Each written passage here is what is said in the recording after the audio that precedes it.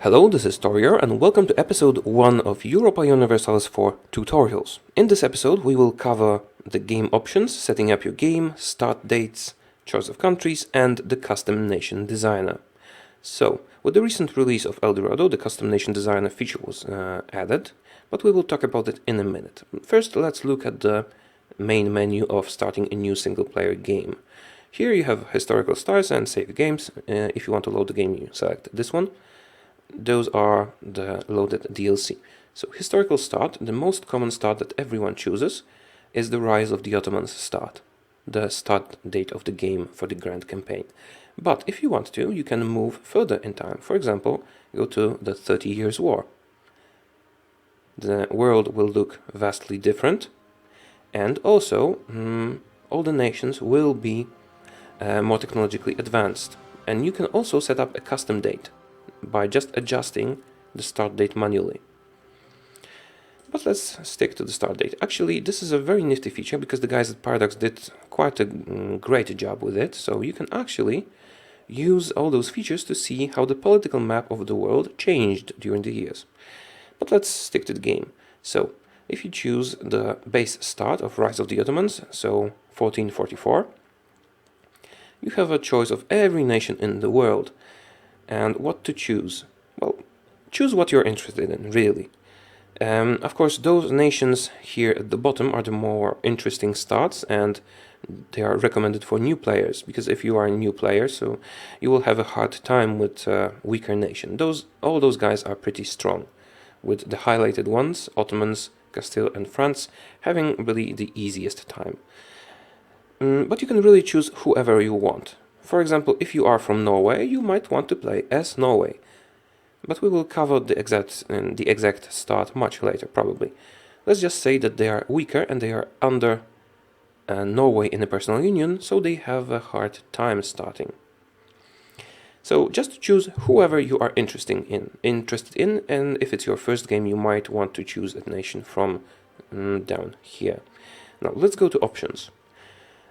You can set up your game in a variety of ways. Let's first look at bonuses. And this means, well, you can read the pop-up in your own game. If you choose player bonuses, you will have a much easier time playing the game. You will get many bonuses. So if you are a new player, you could choose a weaker nation but get bonuses.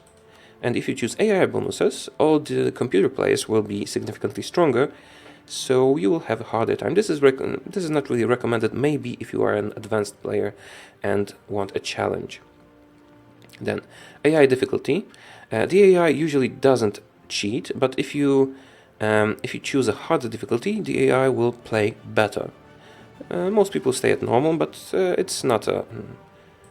If you're a new player, you might want to choose easy, but it's generally more interesting to just give yourself bonuses in such a way. Lucky nations. Okay, this is a feature that sets certain countries as the dominant powers. So, for instance, if you set historical lucky nations, for example, France will be significantly stronger than other countries. Or random. This will just assign them at random. It's like the AI bonuses, but given to specific countries. Okay, Terra Incognita and Lobby. This is only necessary for multiplayer. Dynamic province names. Okay, what this does is, if you are, for example, Norway, and you conquer a province somewhere else, the name might change automatically to the name assigned in the Norse language to this province. This only has a meaning for the provinces that were previously owned by other countries. Custom nation difficulty, we will talk about it in a moment. Nations, historical setup. Okay, this is a very important feature. You have three options here. If you have a historical setup, the world will look like it did in real history. If you choose normal, normal setup, so just regular things, and you can modify your nations with the custom nation designer. If you choose a custom setup, you will design all the nations on the map yourself, and random setup will just fill all the empty spaces with random nations. You can see that in my Let's Play of Vinland. When we explore Europe in that, you will see how the world has changed, but What this does, well, for instance, I encountered Pomerania in North America. Usually people stick to historical or normal, but random is interesting as well. Now, province, tax and manpower, normal is the historical ones, and you can also make province value random. It's a more advanced option, don't worry about it yet. And don't worry about the multiplayer options as well, because this is a single player tutorial. So, we're doing the historical setup and such. So not historical, it was supposed to be normal setup, yes. So now, we covered start dates, we covered choosing your nation. You just click on the nation and click start, play. You can always you can also set the game to Ironman. Ironman is necessary for achievements, and it will default your options to the values that Paradox requires for those achievements. It is necessary for the game to be fair to everyone when it comes to those achievements. Sorry for saying achievements so much. And what Ironman also does, it auto-saves, and you are limited to one save per game. So you cannot exit and reload if you want to. Yeah, so this is also not recommended for new players, but it's quite interesting to use later on. Now, we will now move on to the Custom Nation Designer tutorial. So what you have to do is click here, Custom Nation. Now, you choose a province that will be your capital. This is important because of two things. Of course, your geographical location and your neighbors and so on, and also the technologies you will have access to. For instance, if you are in Europe, you will be more technologically advanced. And if you start in North America, your technology will be inferior to those of the Europeans. We will cover that in more detail in the tutorial for technologies, the technology groups, the tech groups. So let's just choose a province in Europe. Let's say you are, who would you like to be? Now, let's say you want to rebuild the Roman Empire and place them, or maybe Carthage. Okay, Carthage might be more interesting. I might even make a let's play of that. So Carthage was a nation located in North Africa, mainly Tunis was the capital. Tunis is actually built on the ruins of Carthage, and this nation was obliterated by the Roman Empire long, long ago. So let's choose Tunis as our capital. As you can see, we took this province from the country that had it before. Now we can set up all the things we want about the country. So let's zoom in on the province. This is our capital. We choose the starting statistics, starting map, and so on. So we can change our color on the map to best suit our needs. Just choose whatever you want, what looks good and what is distinguishable from your neighbor. So there are many colors available, but you can click through them on your own. Let's choose white, because that's the color Carthage had in Rome Total War, and I really like the first Rome Total War. Right. Emblem. You can choose your flag. There aren't too many emblems, unfortunately, but I hope Paradox adds some in time. So this is the picture in the middle of your flag. So yeah, we can take a crescent or something. Let's take it. No, this is an Islamic crescent, right? And Carthage was not Islamic. It doesn't matter. Let's take a horse. Or maybe an elephant if there is one. Let's not click through them too much. The background lets you change the shape behind the emblem, and you can adjust the colors of all the elements of this shield. We're not really looking to make a good looking nation, so let's just do a random one like that. And you can randomize it like this. Yeah, 3 frogs on whatever. Doesn't really matter at the moment. Okay, and you can set up your name, the name of your nation here. So let's name it Carthage. And the same here. I don't really know what the nation adjective does. We'll have to look into it. It's only useful for flavor. So yeah.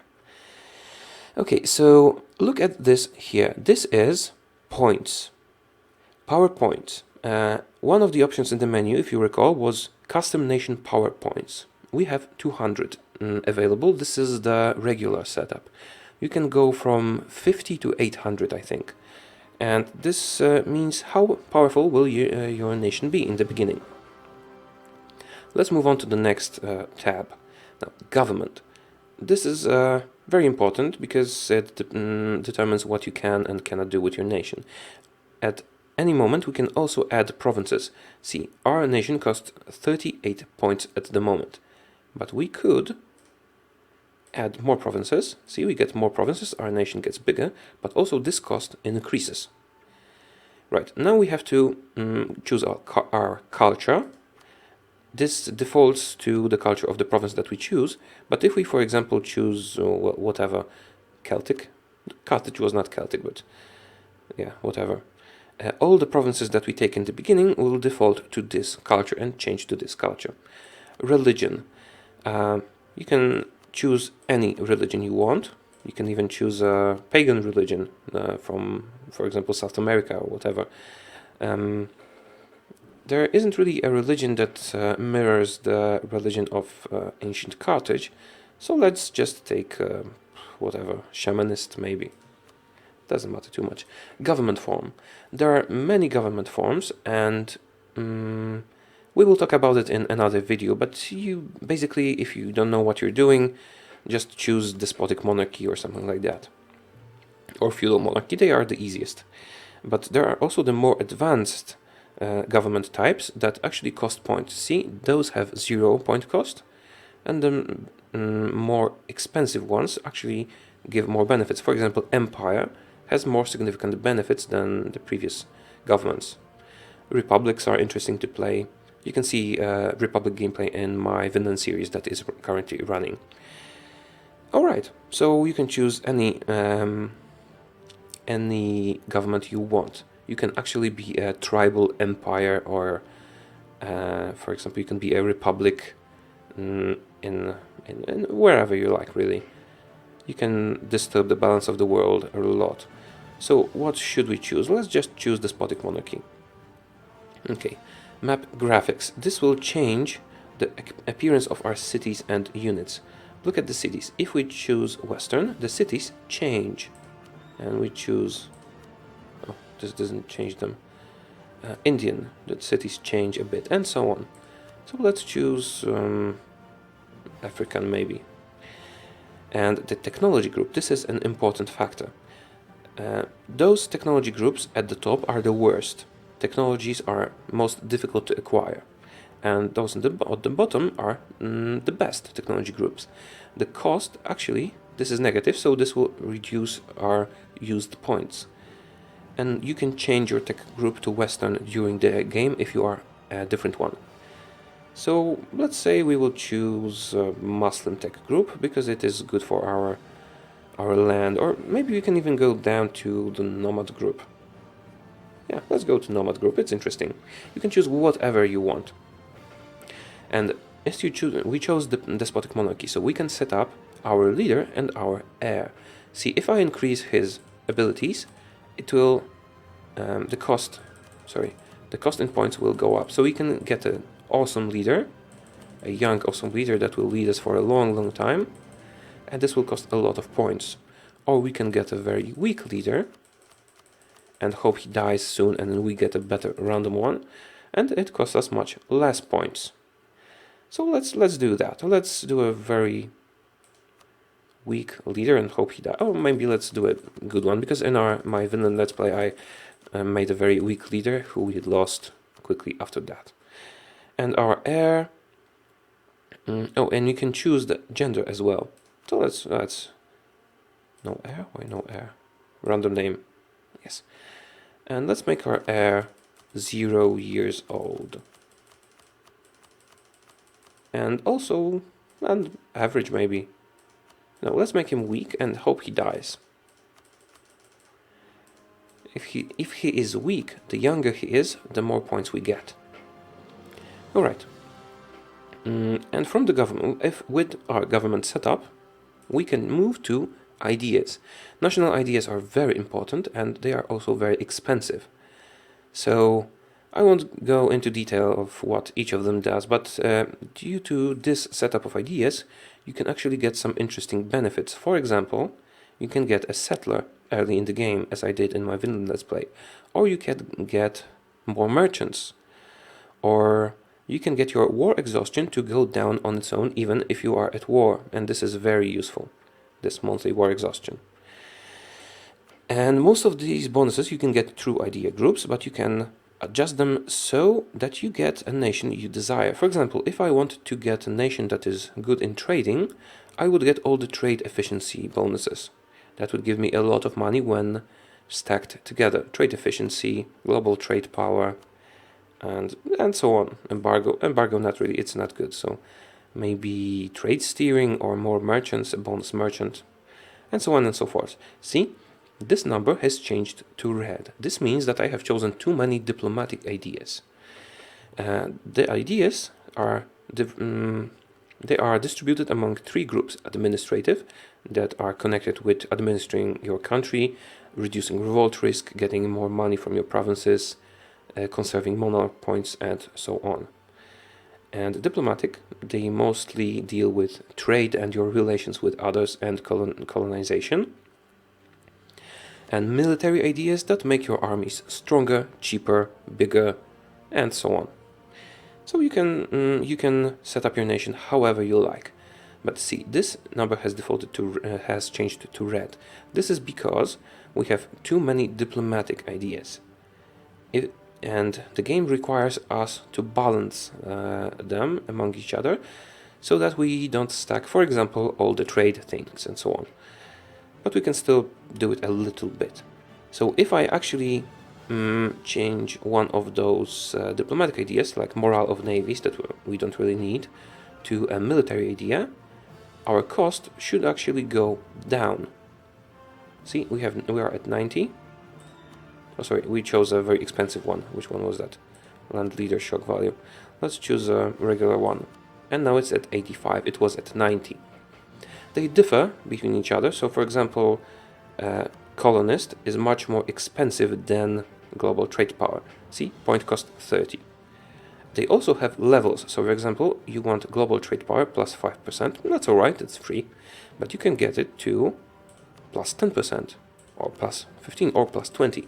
See how the cost increases? That's because we have made this a level 4 idea.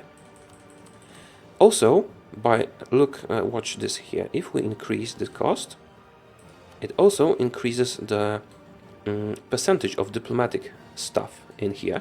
So we get more than 50% of diplomatic share, and this increases our cost.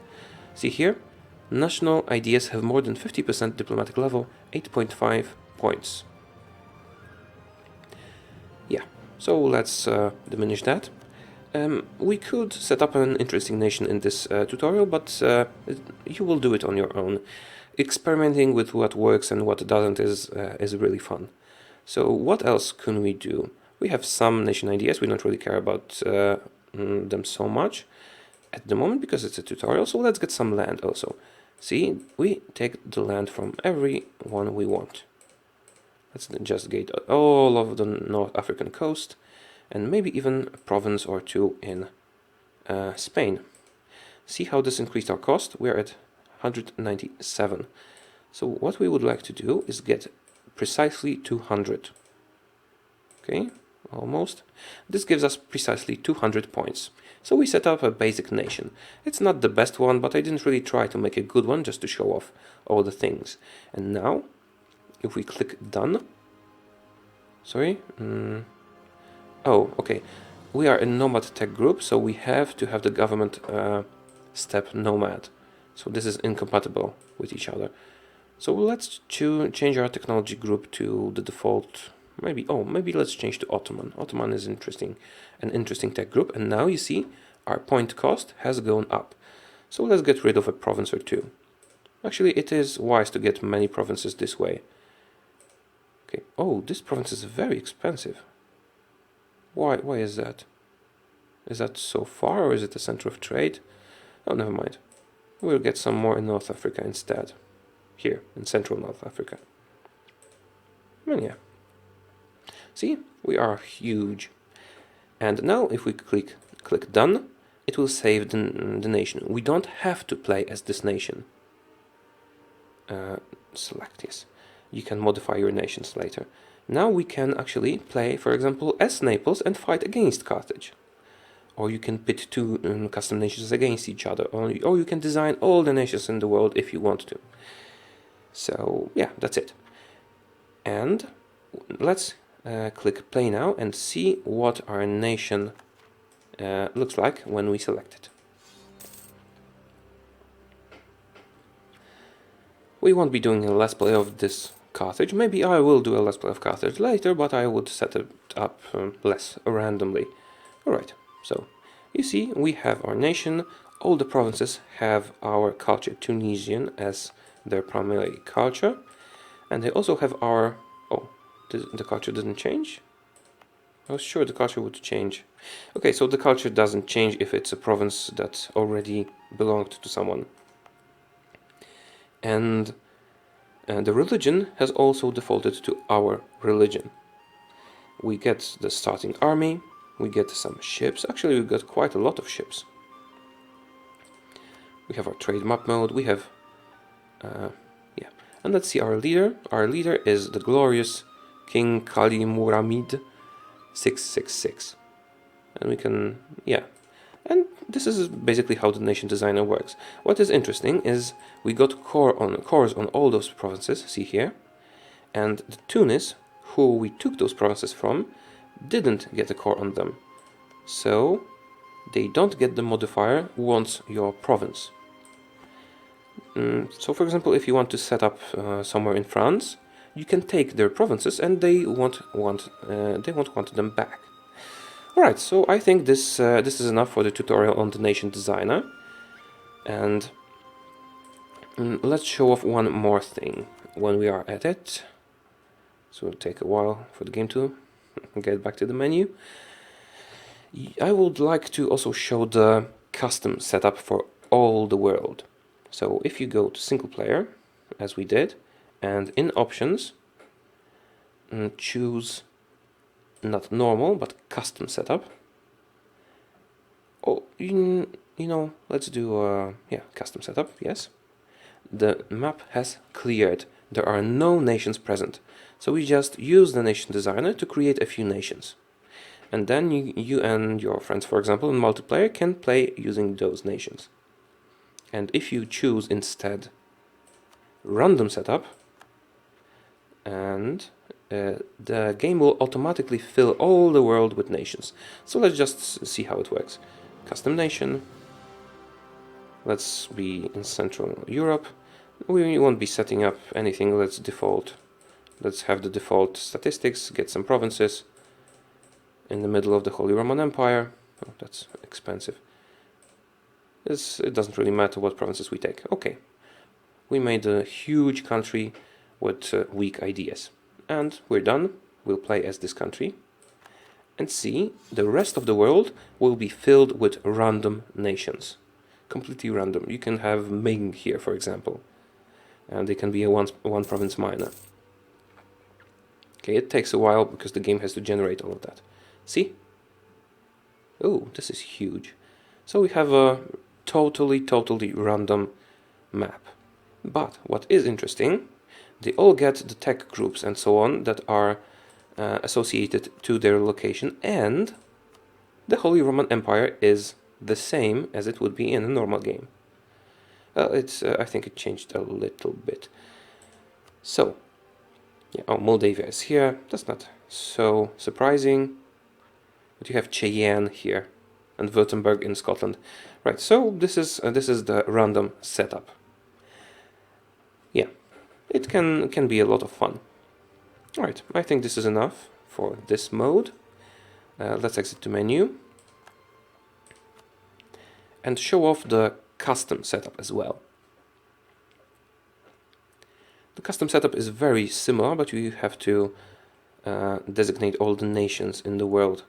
So options, and change this to custom. Now we have to use custom nations to generate all the nations in the world. So this makes a random nation. We don't really care about maximizing the points.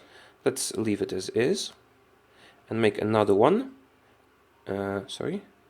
Do you want to modify your last created nation or add another one? Yes, we want to add another one. Let's make it in France. It has a similar color. Let's change that. We make another custom nation. Done. Whatever it is, it doesn't matter. And we can make a lot of them, set them up whatever we want, to whatever we want, and so on. This is pretty nice for multiplayer, so everyone can make their own nation. But what is different from the previous mode, and what's interesting, let's see how the game starts. Have a look now. All those provinces are uncolonized, and everyone starts with a colonist.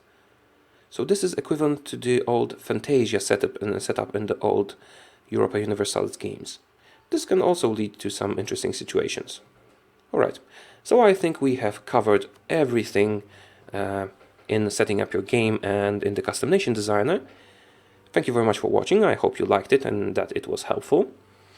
And remember to like and subscribe, and I will see you next time with more Europa Universalis IV tutorials. See ya!